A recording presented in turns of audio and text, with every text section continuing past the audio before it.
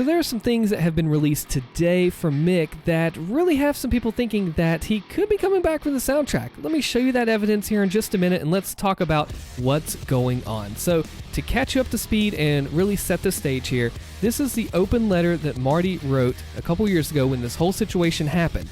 And we'll go through parts of it here, and the first thing I want to say is the OST was originally supposed to come out in April of 2020, and now almost 2 years later, why don't we have it? Well, we've got some pretty compelling things I want to talk about here. So Marty is giving his side of the issue here, that only some of the tracks were released with the OST and the other edited, not by Mick. Now, there's speculation at the time that they were careless or disrespectful of the game music. That's not so much the case. There was a disagreement on bringing forth the tracks. They weren't there in time, but then the other side of the argument says that, well, you need time as a creative to make sure you can really put your heart and soul into it. Well, this is where we run into. Now, there were actually some personal attacks. This was a very dark time in Doom Eternal with there were some really rough things going on. Now, here's another thing I need to point out too. When asked on social media about his future with Doom, Mick has replied, "Doubt we'll work together again."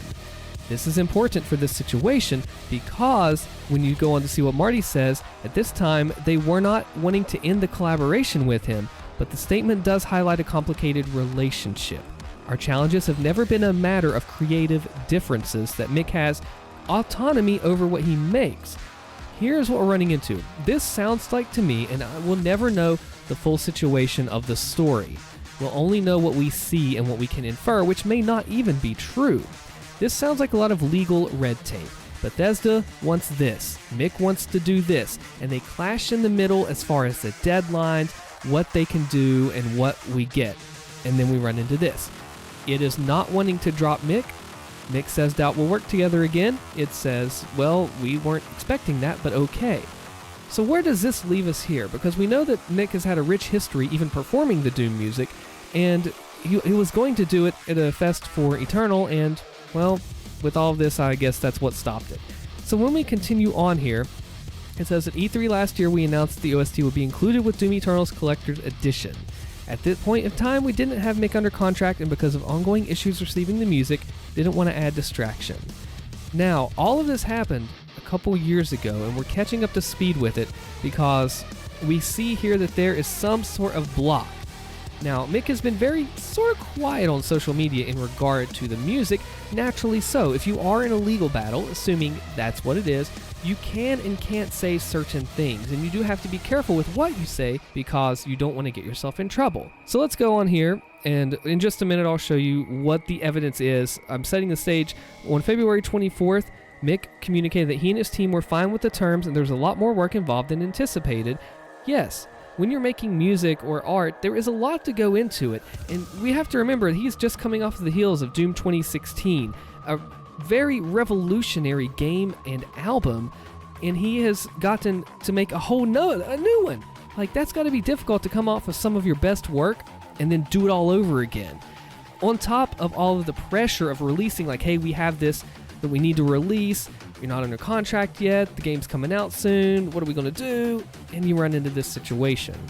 Now, he said that the request was accommodated, allowing a longer extension of about 6 weeks with a new final delivery date of mid-April. Unfortunately, that didn't happen. And that started the snowball of where we are today.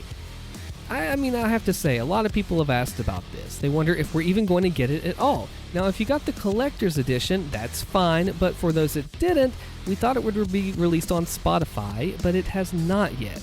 Now, something too that people ask, well, why can't you just use the game music and then throw it in a track and be done with it? Well, it's not that simple. It's important to understand that there's a difference between music mixed for inclusion in the game and music mixed for the inclusion in the OST. That is why whenever you look at the track and it says when it's bricked or like a bar of highs and lows, that's how they got the music for the game, in fragments pre-mixed and pre-compressed by him. These music fragments deliver to the audio system and are combined in real time as you play through the game, but you can't do that with the CD.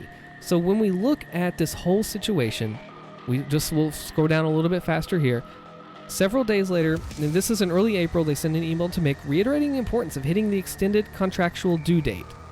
Several days later, Mick suggested that he and Chad working on a backup combined what each had been working on to come up with a more comprehensive release. So we reached this whole point of this person's making that, and we're working together. So we have on April 19th that they released the OST to the Collector Edition owners. As mentioned earlier, soon after release, some of the fans noted and posted online the waveform difference. This is going through here. Mick said that he didn't mix those and wouldn't have done that. So as you see, there is still a situation going on why people are saying this is an issue. We thought Mick and Chad were going to work together on here, but they're going on here. And with 59 tracks, that's a lot of work, that's a lot of music, and a lot of time.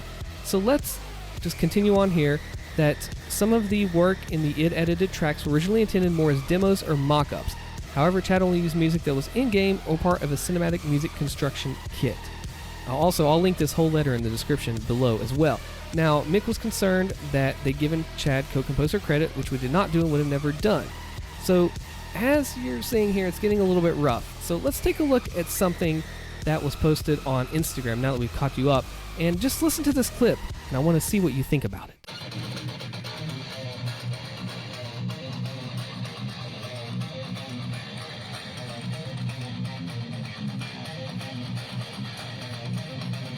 That sounds a lot like Super Gore Nest to me. Now what's important to know is that this clip is not available online now. It was posted as an Instagram story on Mick's page. Those are temporary videos that expire after a certain amount of time.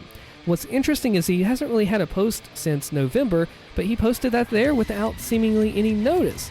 It's kind of strange how it's also a temporary video instead of one that's actually on the page. The quality isn't the best, but it gets a point across. Why is Mick playing Doom now? What does this mean? We can take a look at another Reddit post here that shows someone sending a message, or a comment rather, saying Super Gore Nest, ? And Mick says, how did you know? That was from the video in which that he posted the story. So we can tell that we know what it is by our ears, someone recognized it, pointed it out to Mick, and now it's, oh, wait a second. Now he wouldn't do this without some kind of approval, right? Because he would have to have some sort of okay, I would think, remember this is speculation, to be able to post that legally, and now it's gone through his story. It's all very interesting and strange to see. And this all adds up. Just yesterday, what this is all relating to is that him posting a video of him playing guitar with no audio, but it kind of looked like the behind the scenes for Doom that he did back in 2016, and then today we get the Super Gore Nest on the story. So is he recording Doom music behind the scenes is what my question is, and does that mean that he hashed out things with id? A lot of the community, from what I've seen on Reddit, on the groups, seem to think this is the case. But what do you think? Comment below and let me know, and check out the next video here. Thanks for watching.